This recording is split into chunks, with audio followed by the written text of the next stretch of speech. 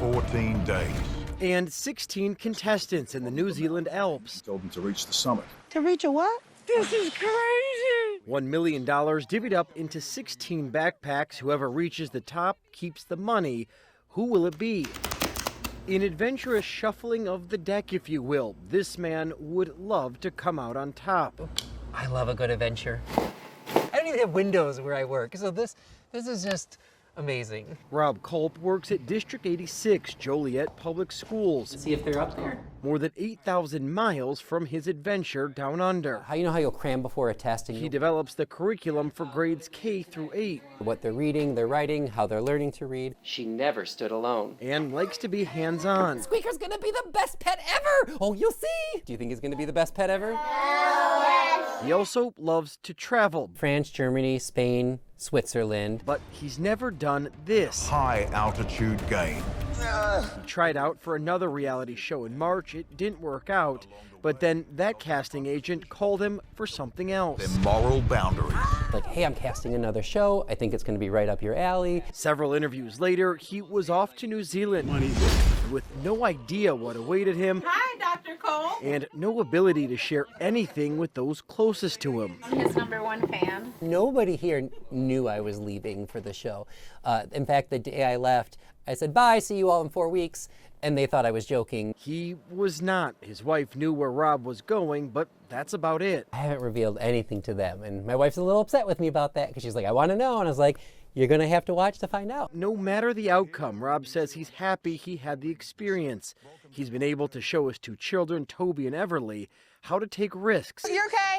Then focus on the positive. I can either choose to be scared or I can choose to enjoy this moment. And so I just chose to enjoy the moment. His family, his co-workers, and students all make up his winning hand. I'm a winner regardless in life just because of the people who I've surrounded myself with. When I actually first started here in November of 21, they had some historic information on the organ. Found the information about who performed the dedication concert back in 1893. I'm performing works from the exact program of Clarence Eddy, who was a famous organ virtuoso.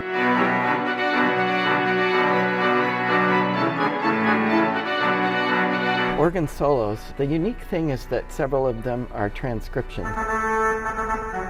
So they're pieces that were originally for orchestra. Douglas was my master's instructor at Northwestern University. We're friends now. I'm glad that I don't have to perform all the pieces, that I got someone to do it for me. I'm a concert organist, so I play throughout the world, really. The pipe organ was installed a few years after the building was completed in 1893. It's gone through several reiterations. They took off that console attached to the case and put a new one over in the corner here. In the 1930s, I believe. Then in the 50s, they went through another rebuild and put a different console down in the middle pit, which is where it is now. Doors open at 6:15. We are selling tickets online on the church website, fcc-elgin.org, and also at the door. It's very nice because it has a lot of colors to highlight just everything that I'm playing. It fits perfectly for the Victorian music I'm performing today.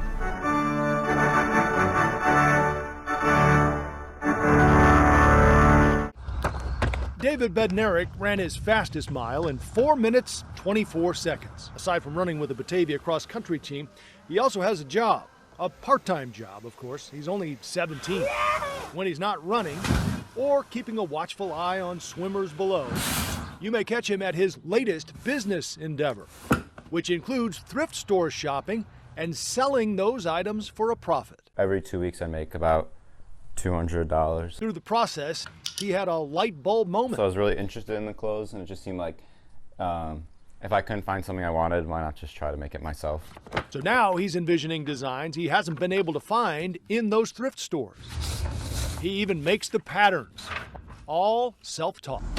When it comes to picking out the materials for these designs, he has a soft but discerning touch. Usually it's like quality, so like Joann's is like hit or miss. Today was a miss, but that's okay. He has plenty of materials at home. David points out that while his friends may not be joining him at the fabric store, they're all pretty chill about his career choice. It's the older generation causing him to hesitate. When adults ask you, it's like a little bit weird to say that you're going into like fashion design. It's not like a very like common major like interest. But that's not going to stop him. And neither will the odds of becoming an internationally famous designer, which are 160,000 to 1, according to the Princeton Review. David does it because he enjoys it. His mom taught him the basic sewing techniques,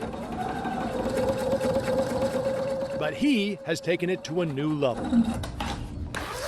He took this old Carhartt jacket, cut out the stains apparently caused by welding, and replaced them with this unique fabric he found at an estate sale. These two, the pants and the jacket, are probably my most worn that I've made before. A bunch of like random little hardware. The pants are his own design. No matter if he's recreating thrift clothes. What's your mom think about this room? She's not a fan. Or sewing brand new designs. Perhaps his mom will forgive the mess if he goes on to be the next Armani.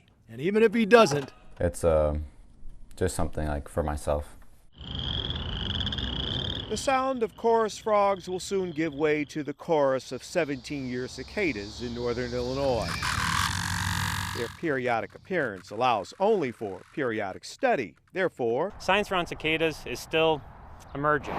Scientists have found certain trees and shrubs to be vulnerable to females laying their eggs. They're common landscape plants like crabapple, birch, hickory, oak. Cicadas lay eggs in small branches, 1/8 of an inch to 2 inches in diameter. In smaller plants, those are all the branches that they have, are those small, vulnerable branches. So the folks at Morton Arboretum recommend covering young woody plants with netting that keeps the cicadas out, allows light in, and lets the trees breathe. We're looking for fine mesh netting, bird netting, insect netting, no bigger than 1/4 inch across. These plant care specialists have been monitoring the soil and believe cicadas will be making an appearance in the next couple of weeks. So netting those plants now is imperative. If we don't protect those trees, the damage that the female causes when she lays her eggs can actually cause branch and twig dieback, which is less recoverable. And the entire plant can die if it's already struggling or new to the landscape. Some folks may not like the noise and the mess cicadas make, but they do aerate and provide nutrients for the soil when they decompose. Still, if you don't want your young plants harmed, start netting today. You're going to want to leave them on your woody plants in your home landscape or in your neighborhood for approximately 6 weeks.